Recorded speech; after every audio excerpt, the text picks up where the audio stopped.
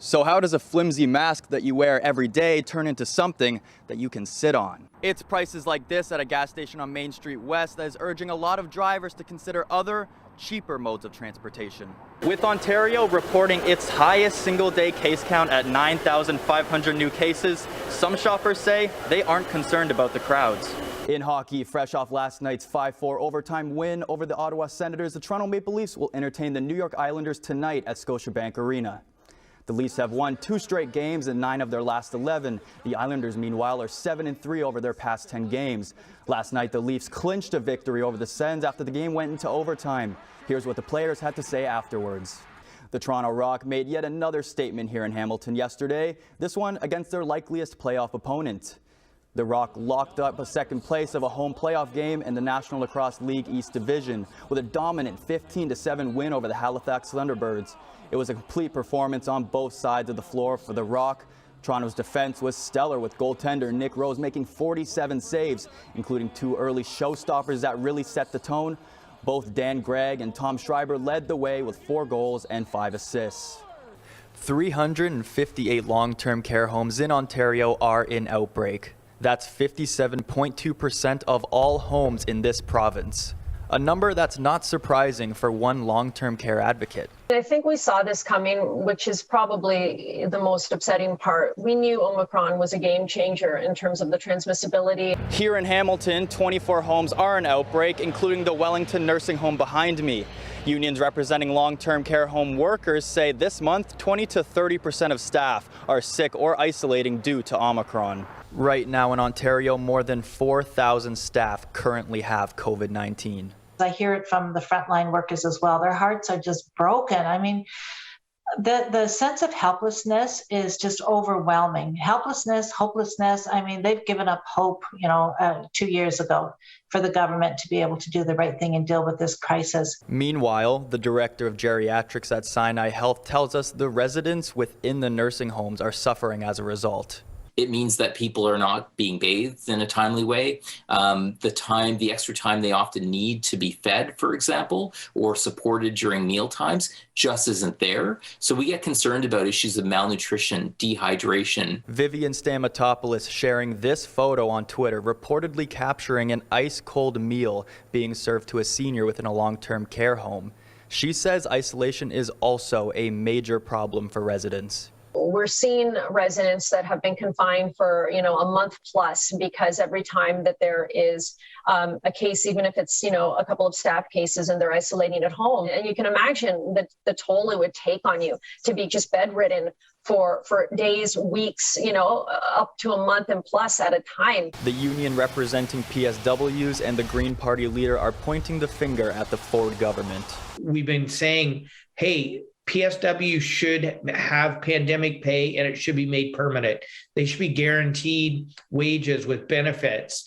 We need to take actions to address the staffing shortage so our elders receive the care they deserve, and the people who care for our loved ones are to let them know we have their back as well. We held a press conference with the opposition party leaders asking Premier Ford to bring together people to start to develop a health human resources crisis.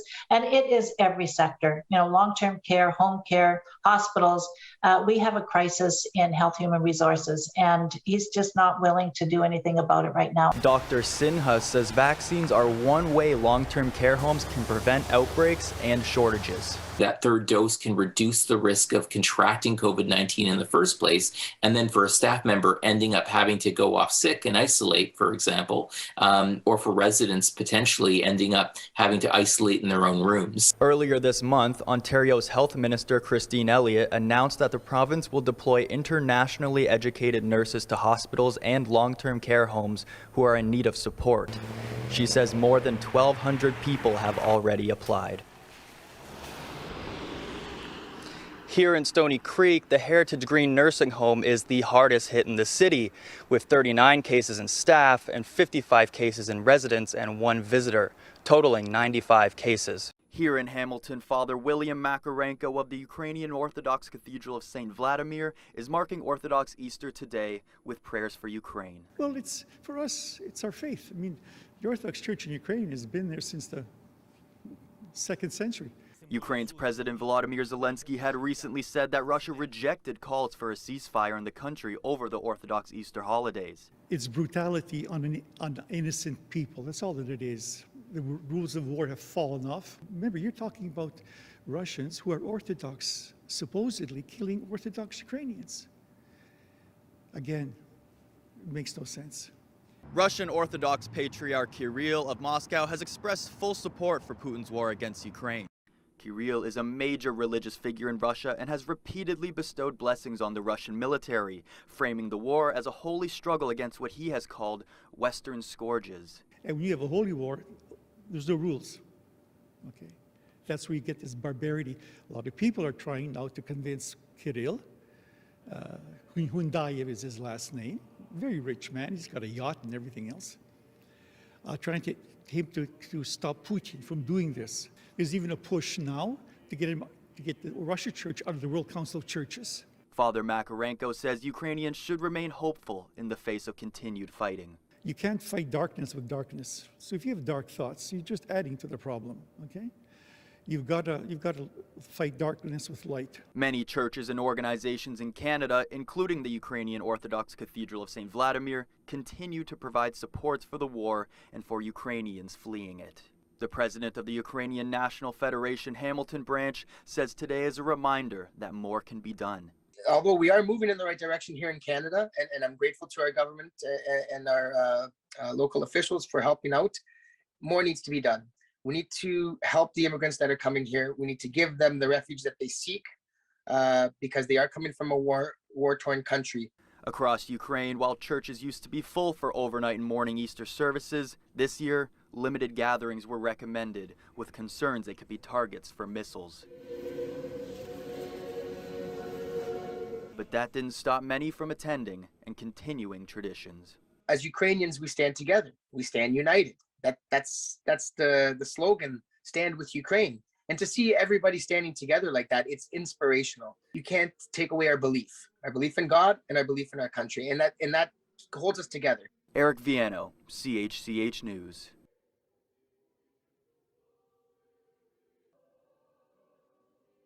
Year-old Cadence Ripstra saved up enough money to buy her first car 5 months ago, all on her own. Like 2 summers, I worked all summer. We got it for a really good deal because the guy said that because we seemed like a good family and it was my first car, he'd give it for cheaper. So we actually got it for $6,000 instead of a lot more because it's a collector's car too. It was in car shows and all that kind of stuff. It was a 1988 Ford Mustang convertible.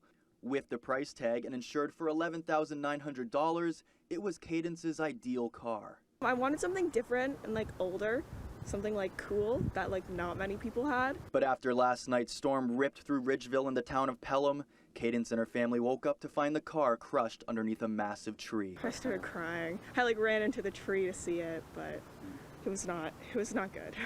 On top of this, 2 other vehicles were damaged by the tree belonging to Cadence's mom, Rachel. My truck and my husband's truck are both work trucks, so it is what it is, but our daughter is 16 and she saved up for her first car, so for her it sucks because that's kind of irreplaceable.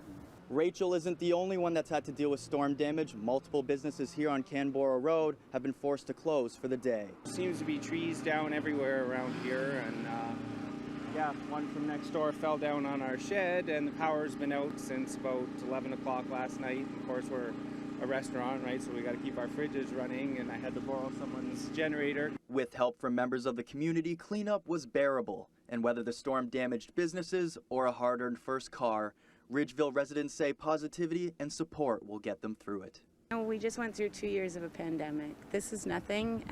It is nature and it happens, but we just got to smile and move on. Driving down the road today, you see neighbors helping neighbors clean up. We've had friends and families stop in. We're so lucky to be part of the community we're in. As for Cadence's car, well, she says she's hopeful it can be fixed. I really want to be able to fix it, but I don't know, all the windows are broken and the tailgate's popped out. It's pretty bad, so I don't know if we'll be able to, but I'm really hoping I can. Now Rachel tells me she estimates the damage to her property is going to be around $60,000. And as for the businesses, one owner tells me that power has since returned. It's tough. It's tough because I just don't want to think the negative. He was here before we had children. You know, he's been here since day one with us.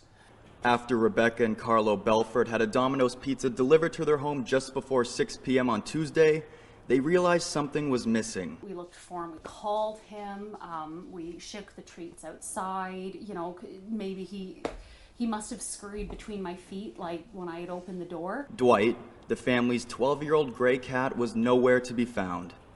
The couple says when they checked their home surveillance video, they couldn't believe what they saw. Captured the day before, after the pizza was dropped off, the couple says the delivery driver was spotted carrying the couple's cat under his arm and placing Dwight in his car. The video stops before the driver takes off. We freaked So out. I angry. freaked out. That's our baby. Yeah, I couldn't even believe it. I was showing her. I'm like, Rebecca, look. The Belfords say when they reached out to Domino's, they were connected directly with the driver from the video who allegedly took their cat. Only he didn't have him anymore. Carlo said the driver told him he had abandoned Dwight almost 10 kilometers from the couple's home in the area of Gordon Drummond Avenue and Kennard Street. And he just kept telling me, I thought it was a stray cat. Why didn't you bring him to the SPCA? If you can't use an animal and you're so concerned for its welfare, why did you dump it? Why did you dump him on the side of the road like he is garbage? Yeah. The couple quickly took to social media in hopes that someone could help find Dwight, and they gained some traction. We have a group like you set up for tips and all that. We already have over 500 members, and words can't describe like how much we appreciate this. Like it's amazing. The couple is now offering a reward of $500 for anyone who is able to find Dwight. Carlo himself continues the search. Like, I'm just gonna keep going. I cannot rest or stay here or be here knowing my cat is up there with no food, no water, alone, no shelter. So that's it. I'm just gonna be dedicated. Want to just go till I get an answer, right? They're asking anyone with information to reach out to them directly. You can find that information on our website, chch.com. Meanwhile, the Belfords say Hamilton police are expected to take a statement from them this week. Eric Vienneau, CHCH News.